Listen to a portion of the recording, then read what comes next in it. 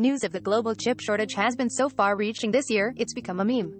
I am sorry I forgot to do the dishes, there's a global chip shortage. But as with many online jokes, there's a kernel of truth to it. The semiconductor chip crisis is real, and it's had a serious impact on our lives. Cars are more expensive and harder to build. Computer makers are rushing to keep up with an insatiable consumer demand for remote work and school devices. And countless products have been delayed, with release dates being pushed like dominoes throughout 2021 and into the coming years.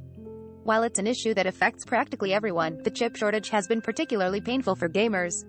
A year after the PlayStation 5's launch, it's still practically impossible to order one. At least, not without paying an exorbitant markup, or following stock bots like a machine. And PC players, itching to upgrade their GPUs, who have already gotten used to dwindling hardware supplies and skyrocketing prices, will have to live with their old video cards a bit longer. As Forrester Analytics' Glenn O'Donnell tells Engadget, the issue is mostly a simple supply and demand problem. You can point to several reasons for that. Car makers lowered their hardware orders at the start of the pandemic, with the assumption that consumers wouldn't be interested in buying new vehicles. It turns out the opposite was true. The overwhelming demand has pushed used car prices up significantly. Chip makers were also forced to keep up with a rising demand for PCs, game consoles, and a wide assortment of gadgets, while also dealing with production slowdowns amid COVID lockdowns and other precautions. Aaron Suporis, Engadget. I'd like to say things have improved, but they actually have gotten a little bit worse, and I am not surprised, O'Donnell said in a recent interview with Engadget. In April, he argued that the global chip shortage would continue throughout 2022 and into 2023.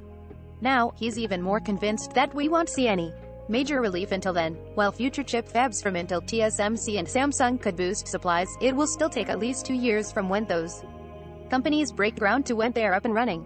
Intel began construction on its 2 Arizona chip factories in September, and it doesn't expect to have them operational until 2024. Basically, get used to chip shortage, as well be suffering through it for a while. In an interview with Nikkei last week, Intel CEO Pat Gelsinger also confirmed that he expects the situation to last until 2023. COVID disrupted the supply chains, causing it to go negative, he said during a press event in Malaysia, where the company is investing $7.1 billion in manufacturing and packaging lines. Demand exploded to 20% year-over-year, and disrupted supply chains created a very large gap, and that exploding demand has persisted. NVIDIA CEO Jensen Huang echoed that sentiment in a recent Yahoo Finance interview, saying he doesn't think there are any magic bullets when it comes to dealing with the supply chain. Huang also noted that NVIDIA's own group of suppliers is multi-sourced and diverse, so the shortage shouldn't dramatically affect the development of new products. But NVIDIA has also struggled to keep up with the gamer demands even before the pandemic. Scalpers and crypto miners usually bought up all of the available stock, leaving average consumers with a limited amount of inventory from stores and resellers.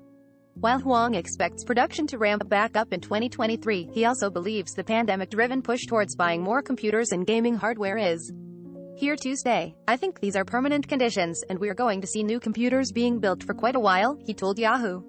People are building home offices, and you could see all of the implications.